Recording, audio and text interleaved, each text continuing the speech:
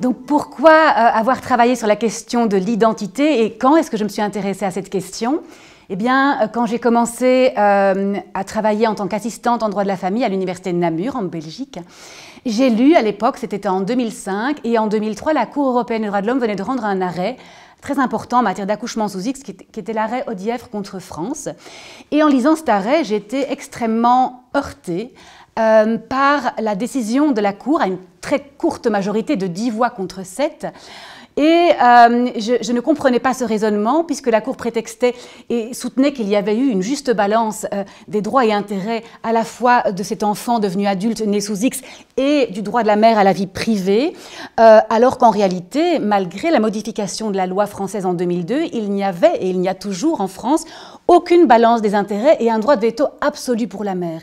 Et donc, c'était un arrêt à la fois intéressant parce qu'il rappelait la jurisprudence de la Cour sur la question, à savoir que l'enfant, mineur ou majeur, a, au titre de l'article 8 qui protège la vie privée, un droit fondamental à la préservation de son identité. Et cela comprend, pour la Cour européenne, le droit à avoir des détails sur cette identité et notamment aussi le droit de connaître l'identité de ses géniteurs. Et face à ce droit fondamental, elle relevait également le droit fondamental de la mère à la vie privée, également l'intérêt de la société. Et au final, elle ne procède étrangement à aucune balance des intérêts puisqu'elle valide un système où la mère a un droit de veto absolu.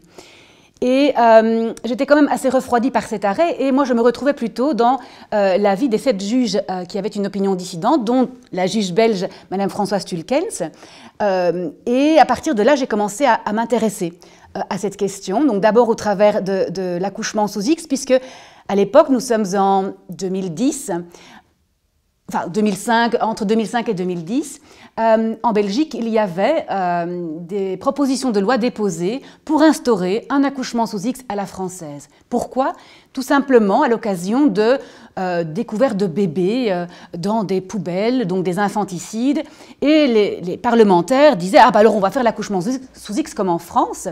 Et j'étais jeune assistante et à l'époque j'avais été entendue au Sénat en disant « Mais non, l'accouchement sous X pour moi est une négation du droit de l'enfant de connaître ses origines et si, au pire, nous devons instaurer quelque chose, alors j'étais plus favorable à l'instauration d'un accouchement confidentiel ou discret, comme cela existe par exemple en Allemagne, puisque dans cette forme d'accouchement, eh bien, il y a une obligation pour la mère à la naissance de laisser des informations, et notamment son identité, alors qu'en France, il n'y a pas d'obligation. Elle peut, mais ce n'est pas obligatoire.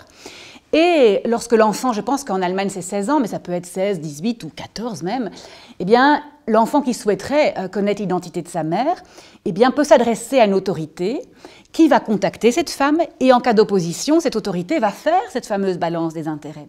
Donc il y a vraiment une prise en compte des 2 droits fondamentaux avec une pesée des intérêts in concreto.